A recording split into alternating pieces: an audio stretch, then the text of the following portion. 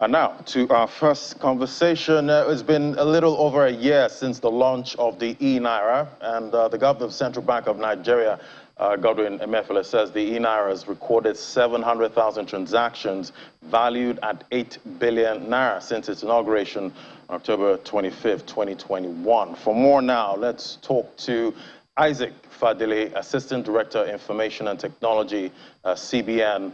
Great to have you on the program. Good morning, Ladi. Good morning. Good morning. So, Nigerians. Yeah, great to have you. So, Good morning, Nigerians. So far, 700,000 transactions valued at 8 billion.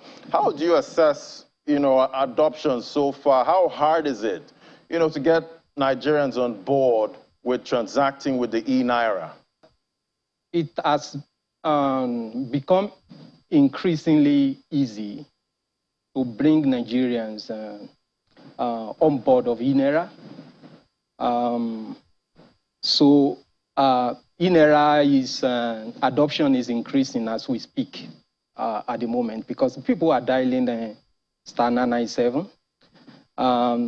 What I would say is challenging is actually how to show the whole world a secure and an efficient way to build a digital, a central bank digital currency. That is what is challenging. And that is what the leadership of Central Bank of Nigeria has been able to deliver. And obviously, we know that China, they also released their own central bank digital currency, the e-yuan, and it's not been easy, for them, getting adoption. But let's talk now about the redesign of some denominations of the naira that's trending right now. What role will the eNaira play in this whole process? Okay, so that's a very interesting coincidence that this is coming at this time. If you recall that one of the key objectives of the eNaira initiative is actually to save Nigerians a lot of cost from cash management, which is a lot of billions of nairas that we do every day. And there's a cost to the CBN. There's a cost to every financial institutions in moving money around, stocking money, and even withdrawing and destroying them. That's a lot of cost. So this redesign has presented an opportunity, in fact, an accelerated one, to save a lot of costs in cash management. I think that is an opportunity that Nigerians should take in having this, and secondly, having a digital alternative of this same cash is actually part of the redesign, if I may say. All right, so looking at other digital currencies, we know the transactions, can be seen on a public ledger. Is there a public ledger for the eNaira? Is it possible for one to just, get access to see how transactions, are moving? Okay, so contrary to other digital currencies that you are talking about, Ladi, the eNaira is actually different in the sense that it's a legal tender, and it is designed to meet the specific requirements of legal tender, especially to protect the rights of every citizen. So it's not a commercial product. And that's one of the most difficult part of delivering a central bank digital currency, is actually balancing those conflicting trade-offs such that financial integrity is preserved, even privacy of people are preserved. So those other currency you are talking about, actually,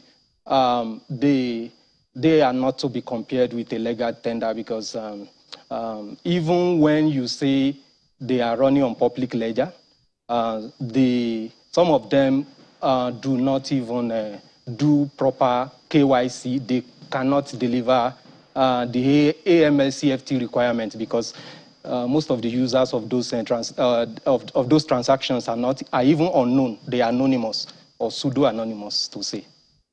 All right. And that's different from a central bank digital currency. Yeah, so you did mention the code, for using the eNaira on your mobile phone. What other features or, functionalities can we expect, from the eNaira?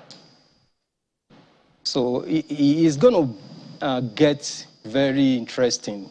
I mean, in the coming days for eNaira. And I just mentioned the Star 997, which is the USSD channels that allows people without a smartphone and even without internet to be able to get on board eNaira and use eNaira as a citizen of Nigeria and as a legal tender. But in addition to that, we're going to see offline payments in the coming days, which allow you to use even this digital cash in a totally no network area and in the physical cash manner. And programmable money is another one, which actually solves a lot of problems that surrounds the risk in businesses, especially in getting access to loan. For example, imagine we have programmable loan, where the risk of default has been managed by the programmability, and repayment is assured. So people can enjoy more access to financial facilities, I mean loan facilities and the rest of them. And another one is actually the cross-border. I mean, so it's giving Nigeria a widened opportunity to participate in the global digital economy. So this is a digital currency that is native to the digital platform. So conducting e-commerce becomes easy, even across borders. For example, imagine that under the after the African continental trade agreements that in the sub-region, that we can seamlessly trade, I mean, using our own legal tender without necessarily looking for a transit currency to exchange them. And this will go a long way to, I mean, to grow the economy, both in the sub-region and also strengthen Nigeria economy. So a lot is coming and it's getting interesting. These things are strategically organized to be delivered to Nigeria.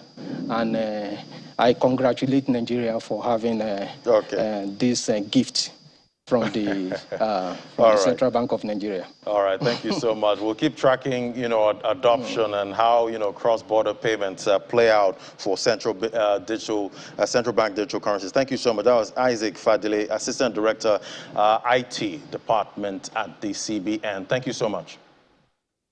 Thank you, Ladi, for having us.